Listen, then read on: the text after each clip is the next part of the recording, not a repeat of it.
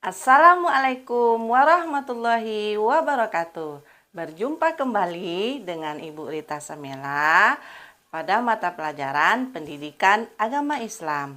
Nah, pada kesempatan ini kita akan membahas tentang materi indahnya saling memaafkan. Namun, sebelum kita memulai pelajaran, ayo kita membaca doa terlebih dahulu. Nah, anak-anak ibu seluruhnya silahkan membaca doa di tempatnya masing-masing ya. Berdoa mulai. Berdoa selesai. Sebelum kita memulai materi, maka silahkan dulu anak-anak ibu mengamati gambar yang ada di layar anak-anak ibu semua.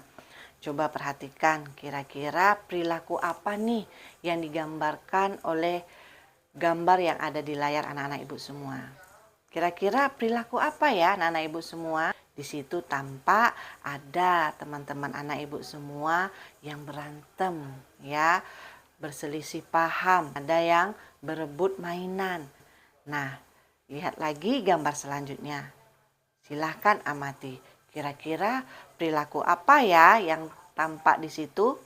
Ya, benar sekali anak-anak ibu semua. Di sana tampak sekali bahwasanya setelah mereka berkelahi atau berselisih paham, mereka saling memaafkan. Anak-anak ibu seluruhnya, pada materi indahnya saling memaafkan, kita akan membahas beberapa materi. Di antaranya, pertama kita akan membahas materi memaafkan, selanjutnya penyesalan, terakhir introspeksi diri. Saat ini kita akan membahas materi memaafkan. Nah, kira-kira apa ya pengertian memaafkan? Memaafkan berasal dari kata afu. Dapat kita artikan sebagai membebaskan, melewatkan, dan meninggalkan pemberian hukuman. Kata memaafkan bisa juga kita artikan sebagai menghapuskan atau melepaskan rasa dendam di hati kita. Anak-anak ibu seluruhnya, agama Islam selalu mengajarkan kita untuk saling memaafkan dalam kehidupan sehari-hari dan dalam bermasyarakat. Hal ini bertujuan agar terciptanya kehidupan yang damai. Allah Subhanahu wa Ta'ala Maha Memaafkan. Allah memaafkan segala kesalahan umat manusia. Nah, untuk itu kita harus meneladaninya dalam kehidupan sehari-hari untuk menerapkan saling memaafkan. Setiap diri kita harus memahami bahwa tidak ada manusia yang luput dari kesalahan. Oleh karena itu, kita harus memaafkan orang yang berbuat salah kepada kita. Anak-anak ibu seluruhnya, untuk menerapkan perilaku memaaf, ada syarat dan adab yang harus kita lakukan. Di antaranya adalah yang pertama, kita harus memaafkan dengan ikhlas. Artinya tanpa mengharapkan imbalan dan balasan. Yang kedua, kita harus memaafkan dengan bahasa yang santun.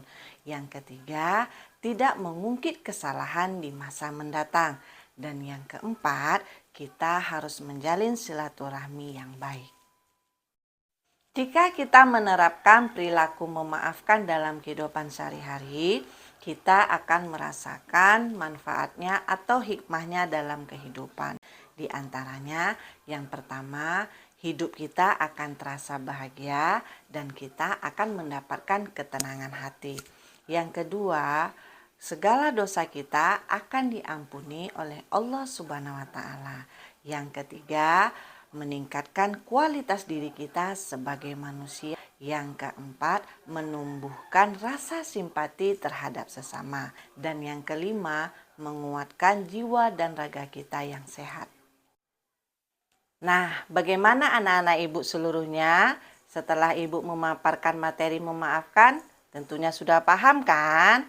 Sekarang kita lanjut ke pembahasan yang lain ya, yaitu materi penyesalan. Kira-kira anak-anak ibu semua sudah paham atau belum nih? Apa sih itu perilaku menyesali perbuatan yang telah kita lakukan? Nah, simak penjelasan Ibu ya. Penyesalan bisa kita artikan sebagai emosi yang menyedihkan yang dialami seseorang ketika menyesali tindakan yang telah dilakukan di masa lalu. Agar penyesalan kita tersampaikan, maka ada syarat dan adab menyatakan penyesalan. Di antaranya yaitu yang pertama, mengakui kesalahan dengan kerendahan hati. Yang kedua, kita harus benar-benar menyesali perbuatan jahat yang telah kita lakukan. Yang ketiga, kita tidak boleh mencari-cari alasan pembenaran terhadap kesalahan yang telah kita lakukan. Yang keempat, dilakukan dengan sungguh-sungguh. Dan yang kelima, bertekad untuk tidak mengulanginya kembali. Dan apabila berkaitan dengan harta benda, maka segera mengembalikannya. Nah, setelah kita membahas materi sikap penyesalan, kira-kira nih Ibu mau tanya nih, anak-anak Ibu semua sudah paham belum?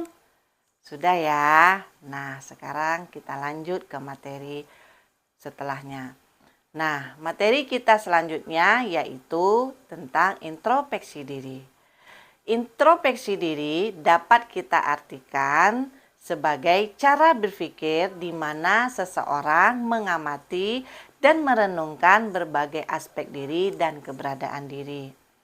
Manfaat introspeksi diri itu sendiri adalah yang pertama, membentuk pribadi yang lebih baik. Yang kedua, memahami kelebihan dan kekurangan diri.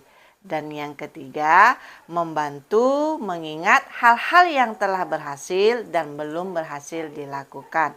Yang keempat, membuka pintu bagi ide kreatif. Yang kelima, membantu mengurangi kecemasan. Dan yang keenam, membantu membenahi diri jika ada kesalahan atau kekurangan. Sekarang kira-kira bagaimana ya cara melakukan introspeksi diri? Nah, simak penjelasan Ibu ya. Langkah yang pertama yaitu kita harus jujur kepada diri sendiri untuk meningkatkan refleksi diri. Yang kedua, perhatikan pola perilaku. Sebagai manusia, kita sering melakukan beberapa kebiasaan yang bermanfaat. Yang ketiga, memaafkan diri sendiri. Dan yang keempat, mencatat perkembangan diri. Demikianlah pemaparan Ibu tentang materi pembelajaran kita kali ini. Mudah-mudahan anak-anak Ibu semua tetap semangat dalam belajar ya. Ibu akhiri, wassalamualaikum warahmatullahi wabarakatuh.